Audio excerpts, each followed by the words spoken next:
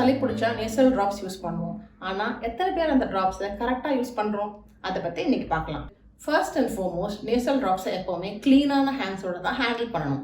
நீங்கள் உங்கள் பெட்டில் உங்கள் ஷோல்டர்ஸ் இருக்கு இல்லையா, அதுக்கு பின்னாடி பில்லோ வச்ச மாதிரி படுத்துக்கணும். அப்போது உங்கள் கழுத்து தொங்க ஆரம்பிச்சிடும், தலையும் தொங்கும் ஒரு பொசிஷனில்.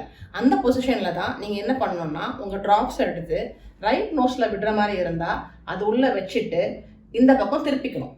ஒரு 2 or 3 ட்ராப்ஸ் அமுக்கி விட்டுட்டு உடனே டக்குன்னு இந்த பக்கம் சாஞ்சிடணும் தலையை.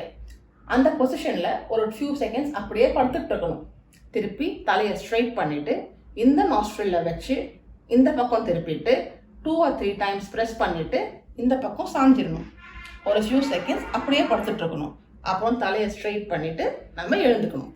இப்படி பண்ணிங்கன்னா தான் உங்கள் ட்ராப்ஸ் கரெக்டாக உங்கள் மூக்குலையும் உங்கள் சைனஸ்லையும் போய் சேரும். ட்ராப்ஸ் வேலை செய்யும்.